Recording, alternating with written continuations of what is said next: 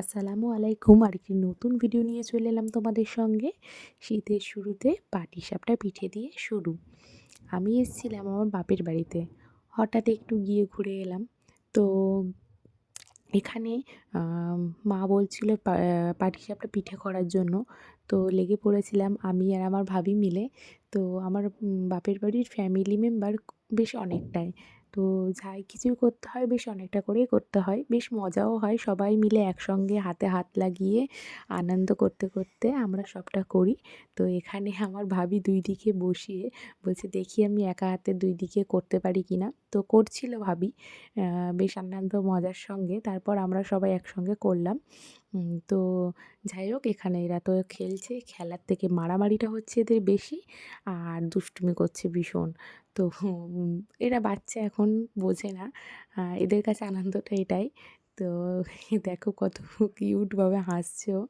আর ইনি বসে গেছে এনার নানিমার কাছে পিঠ চুলকাতে। তো একবার দেখে নিয়েছি এটা দিয়ে পিঠ চুলকাতে হয়। তো ব্যাস তারপর থেকে জ্বালাতন শুরু যে এটা দিয়ে পিঠ চুলকিয়ে দাও। তো এই অভ্যাসটা খুব খারাপ জিনিস। সেই দিনের জন্য আমি একটু ছাড় দিয়েছিলাম। যেহেতু মামার বাড়ির আবদার বলে কথা। তো এবার এটা হচ্ছে সকালের টিফিন। তো আমরা খাওয়া-দাওয়া করার পর আজকে হচ্ছে পোলাওর প্রিপারেশন। তার জন্য এখানে আলুর দম, অনেক রকম রেসিপি আছে। তোমাদের সঙ্গে সবটাই শেয়ার করব। তোমরা দেখতে থাকো। এই কিছুদিন ব্লগ দেওয়া হয়নি, আমার ভিডিও দেওয়া হয়নি একটু প্রবলেমের জন্য। তো আজকে ব্লগটা তোমাদের সঙ্গে শেয়ার করলাম। কেমন লাগলো অবশ্যই জানিও। এখানে মাংস হচ্ছে, এখানে হচ্ছে মাছ ভাজা আর এটা আমার কাকিমা ভাজছে মাছটা।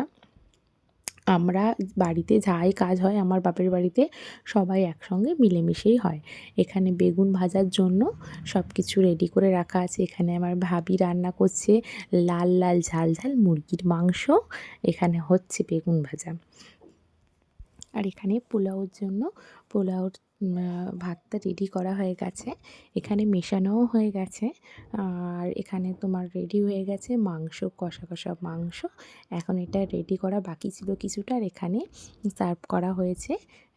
তো আজকের ভিডিও কেমন লাগলো অবশ্যই জানিও। আল্লাহ হাফেজ।